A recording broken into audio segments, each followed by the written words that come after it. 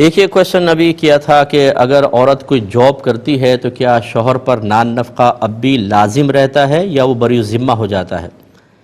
دیکھیں، چاہے عورت مالدار کیوں نہ ہو، شوہر پر نان نفقہ واجب ہی رہتا ہے۔ ہاں، اولاد کے بارے میں لکھا ہے کہ اولاد، نابالغ اولاد اگر مالدار ہے تو باپ پر اس کا نان نفقہ واجب نہیں ہوتا۔ مثال کے طور پہ کسی نے گفٹ دے دیا یا کسی مرنے والے نے وصیت کر دی تھی ان کے بچوں کے لیے اور کئی لاکھ روپے اکاؤنٹ میں آ گئے مثال کے طور پر، تو باپ پر نابالغ بچوں کا نفقہ تو لازم نہیں ہوگا۔ لیکن بیوی کے بارے میں یہ لکھا ہے کہ بیوی اگرچہ جاب بھی کرتی ہو، شوہر پر نان نفقہ بہرحال لازم رہے گا۔ اب فرض کر لیں کہ اگر شوہر تنگ دست ہے، جاب لیس ہوتے ہیں بعض اوقات، اور بیوی اب خرچہ، بعض اوقات بیوی گھر کا پورا خرچہ کر رہی ہوتی ہے، تو ایسی صورت میں تو اب بیوی نان نفقہ دے رہی ہے نہ کہ شوہر۔ اس میں حکم شرع یہ ہوتا ہے کہ پہلے تو یاد رکھیں کہ نان نفقے کا اطلاق 3 چیزوں پر ہوتا ہے۔ ایک رہائش، وہ اگر گھر میں ایک جوائنٹ فیملی بھی ہے اور شوہر نے کمرہ دے دیا ہے تو رہائش ہو گئی،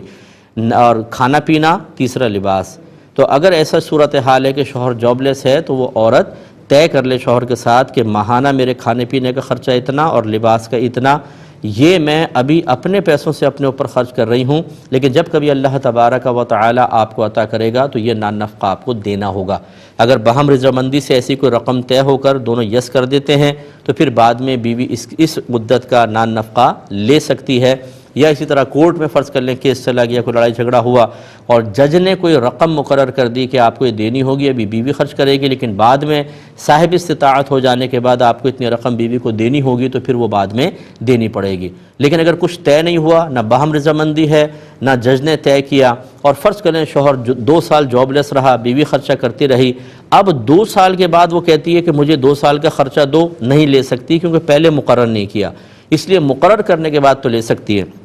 ورنہ پھر شوہر کی مطلب ثوابدید پر ہے کہ وہ بیوی کا احسان مانتے ہوئے کہ اس نے 2 سال میری کفالت کی ہے وہ دے دے تو بہت اچھی بات ہے، لیکن شرعی لحاظ سے ان دنوں کا نان نفقہ عورت مانگ نہیں سکتی، مطالبہ نہیں کر سکتی، یعنی اگر مانگے بھی اور شوہر نہ دے تو گناہ گار نہیں ہوگا۔ اس لیے بہتر یہ ہوتا ہے کہ کوئی ماہانہ رقم مقرر کر دی جائے، لیکن وہ کس طرح؟ کھانے پینے کے اعتبار سے اور لباس کے اعتبار سے۔ یہ جو پاکٹ منی ہے اور دیگر اضافی اخراجات ہیں یہ شوہر کے ذمے نہیں ہوتے ہیں۔ اسی لیے میں نے اس کی وضاحت کی کہ بعض اوقات ہماری بہنیں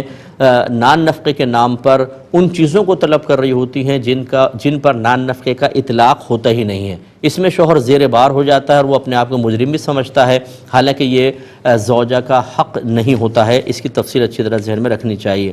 ایک انہوں نے کہا کہ کیا کوئی خاتون مرنے کے بعد شوہر کی تصویر دیکھ سکتی ہیں؟